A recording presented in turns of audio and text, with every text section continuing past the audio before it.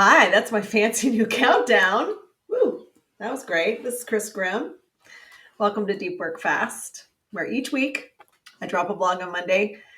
And on Tuesday, I'm either live with you now, 3 p.m., or I record this and upload it onto our YouTube channel so that you can, the archive, the YouTube channel, Spotify, Apple Podcasts, we're everywhere. So thank you for joining me. My goal is to help you be the best that you can be in all the roles that you play at home and at work: parent, boss, team member, partner, all of them. And to do that, I bring you tools, concepts, ideas that I use to coach people. I've been doing that for about 29 years, coaching people in work environments and sometimes privately, always with the goal of helping you be your best. And so I bring you these little snippets, kind of pieces of gold, if you will, so that you can be your best and you don't have to wait until you're in a coaching environment or something like that. So let's get started. This week, the topic, let me just read the blog title to you. It's Smart, Successful, and Impatient. And the topic really is about something that most people don't know about themselves until you take a personality assessment or you go through maybe leadership development or maybe even a psychiatric evaluation. And they start to talk to you about a lesser known personality trait around your ability to tolerate ambiguity. And the reason I'm talking to you about this is because what I'm finding in coaching more and more is that this thing that most people didn't ever pay attention to is getting kind of its moment. So in the blog, what you're going to see is I talk about the fact that this trait, first of all, it shows up all the time in those of you, and you know who are actually really smart and successful, right? So if you are, whether you work or not, doesn't matter to me, but in your life, if you are highly action oriented, if you like to solve problems, if you're good at that, or you believe you're good at that, right? And so you are often getting a lot of things done. Even if you're a volunteer, it doesn't matter what the context is, really. But what I see is that the more smart and the more high achieving someone is, most likely there are moments in time, could be a lot, could be a few, where you're impatient. And impatience can stem from a whole bunch of things. But one of those things is this ambiguity tolerance or an intolerance for ambiguity.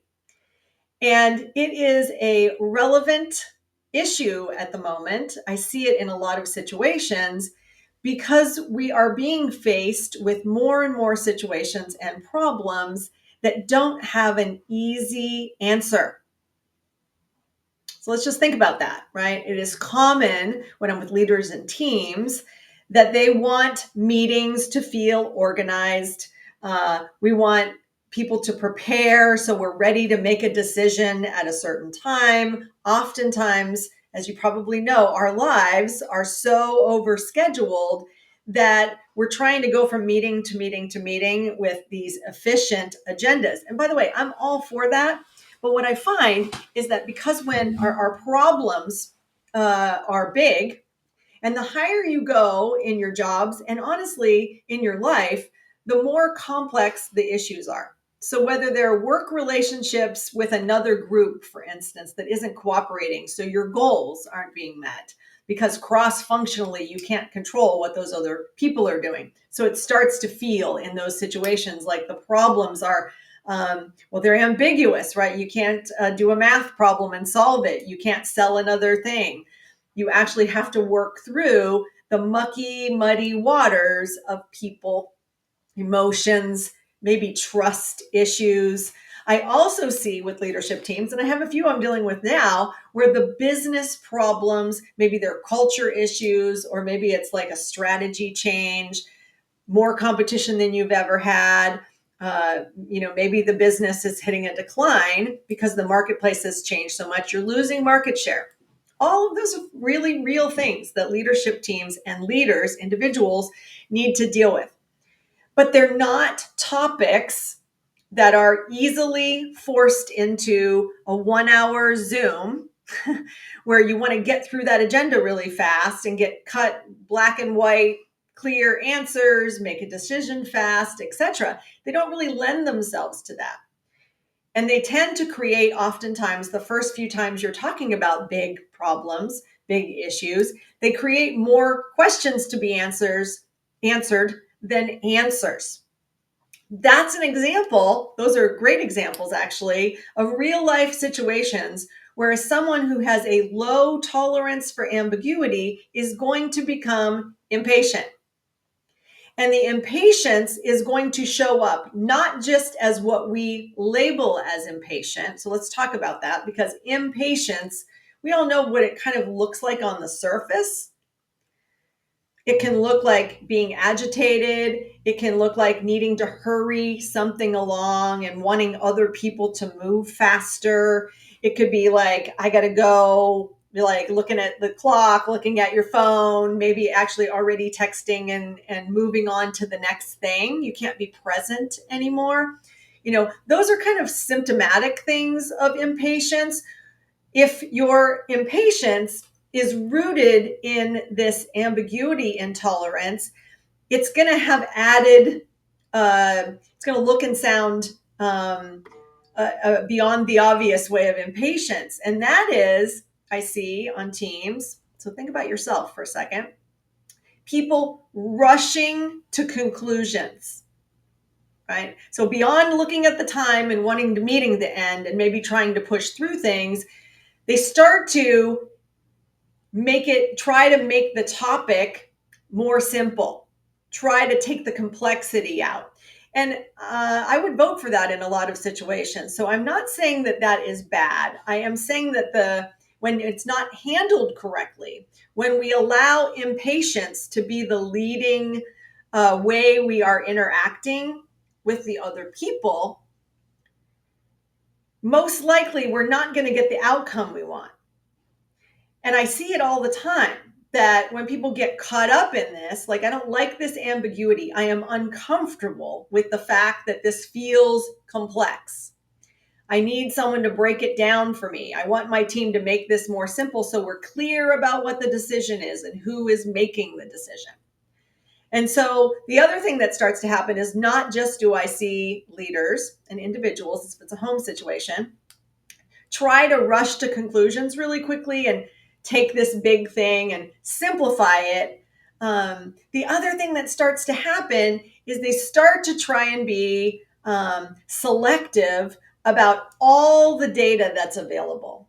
And I know on other Deep Work Fast, I've talked about the fact that more data is flowing in to us every day on our devices. If you're in an organization, most likely you're receiving more data through reports and dashboards and email. And there's probably a lot of channels that you're getting more information faster than we ever have before.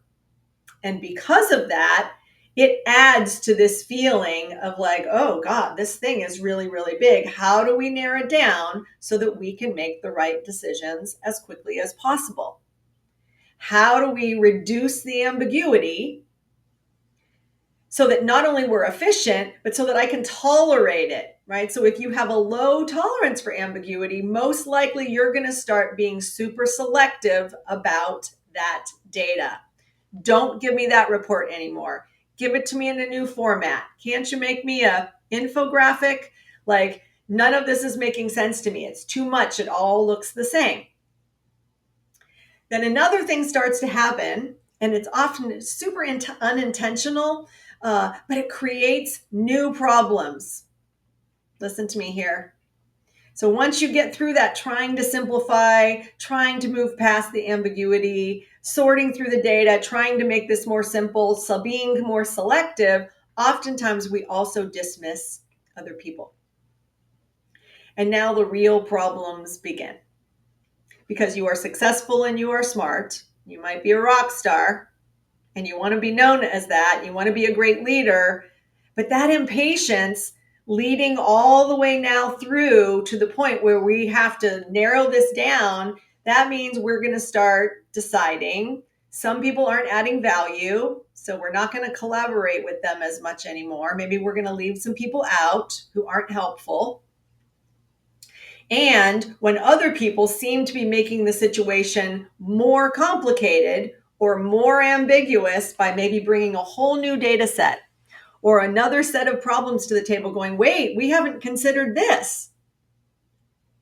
I've watched it. I coach some of you where you go, I can't. So people get dismissed because you don't need more ambiguity. You need to get this tighter. And so what starts to happen then? Well, we can get conflict. We can become the leader or the team that starts to feel prickly, starts to trigger other teams that need to collaborate with you to get their goals met.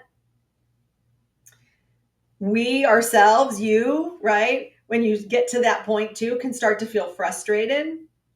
And you can start to get all of a sudden feedback from the system that maybe you're not as smart as you think. Maybe you're not as successful as you think. Maybe you're not the rock star that you think.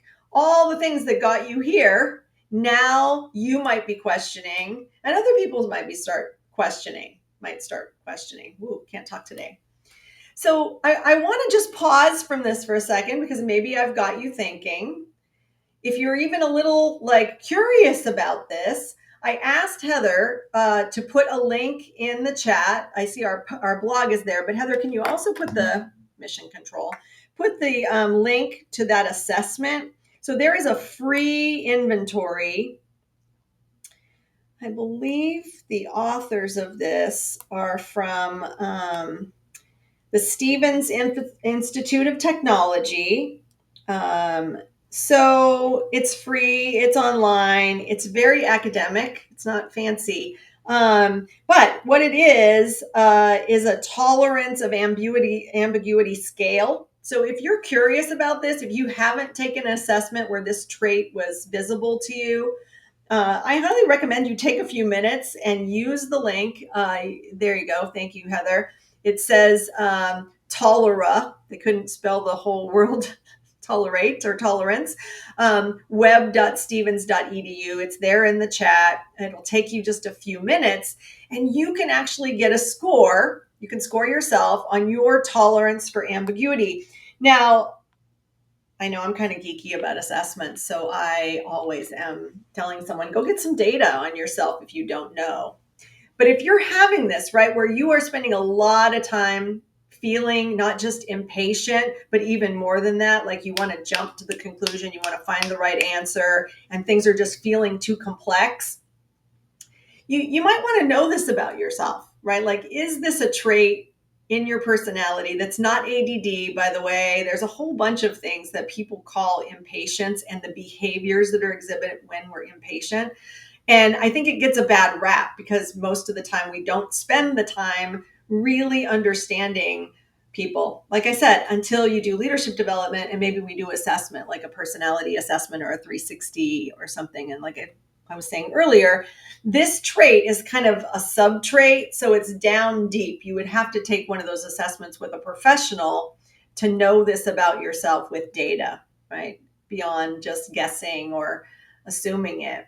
And it might give you some insights around what parts of this tolerance or what can you tolerate more than other things, right? For instance, there are some ways we use this that you might be surprised about. Like if we were going to promote a leader and the new assignment for that person is to go live in another country, right? To be an expat. That's what it means when we send you somewhere to be a leader of the same company, right? But we put you overseas. And maybe you're going to go work in Japan and lead people now who are going to be speaking English and Japanese. Or you go to Europe and you're going to open an office there. Or we bring someone here to do the same thing. Tolerance for ambiguity, right? Your tolerance needs to be high. You need to be able to adapt. You need to be resilient. You need to recover from situations where maybe it's difficult for you to function in a situation where everybody around you is speaking English as their second language. And so they're choosing to have conversations with each other about important topics in a language you don't speak. I've coached lots of leaders. I've actually been in these situations myself, right? That is a great example of situations that create ambiguity. It makes it hard for you to get super clear on what's happening in a moment and then to move forward in whatever pace feels good to you. And that's why I was saying to you, this is a part of like impatience that's not the normal kind. It doesn't mean that you're like trying to move fast all the time. That's not what it means. This form of impatience means I'm trying to get so clear so that I can move this forward in a way that's going to feel right to me. Other situations where we use these assessments is to know if someone's ready for an executive level job, or if you can tolerate leaving a corporate job and being an entrepreneur. Because all of these situations, like when you get promoted, specifically if you get promoted to a very significant scope change, right? Your team's going to be big. The things you're going to be working on are going to be exponentially harder than anything you've ever done before. Guess what happens? Ambiguity. More uncertain moments, more data you've never seen before, and probably pressure to go along with it that's going to try to help you, try to push you to be right sooner, to make a decision that you feel confident about. So you have all these situations, feels weird. I'll tell you one that's a home related one: moving to another city, getting a divorce, having your first child, or having your 10th child, right? All these situations where there is something significant changes. Could be good, could be not good, could be both, right? There's always new levels of ambiguity. Now, if you have a high tolerance for ambiguity, it means, first of all, you're not afraid of that. It means on the inside, you can navigate it probably pretty quickly, because instead of you being intolerant of it, which means you're going to resist it and or get stuck or not know how to navigate it, right? You're not going to be resilient. You're not going to be able to focus in that situation well. Now, the good news for you is that you can learn. You can actually increase your tolerance for ambiguity. It's something that you can work on, which is why we have these assessment tools and why I said, hey, check that link and learn about yourself. It's free. And then you can start to think about, how do I increase my tolerance for ambiguity? And it is something that I recommend for everyone, because life itself was going to throw lots of situations that you're not going to choose. And then all of a sudden you're going to feel untethered or unstable or whatever feelings you get from those situations. But specifically, if you feel intolerant of it, it's not going to feel great. Anything that we're intolerant of doesn't really feel great, right? So I want you to be able to navigate any situation that comes your way. So in your current roles, I want you to learn about this. I want you to see what's applicable for you. And I want you to start to see and use our blog, because it's got ideas in there about how you can increase your tolerance for ambiguity so that you can start showing up in situations differently. You can increase that tolerance. It won't bug you so much. You won't behave in ways that other people experience as impatient. So that won't be a part of your brand, right? I want you to be the patient person, not the impatient person. So whatever we have to do to get there. So next time I'll write the blog and it'll be you, smart, successful, and patient. Wouldn't that be awesome? Anyway, there's a lot here for you. This is a big topic. It's an important one. So I hope you take the time, a few minutes to take that assessment, the 4 minutes to read the blog. And if you need help with this, you know where to find me. And I will be back next week with Deep Work Fast with a new topic. So have a great day.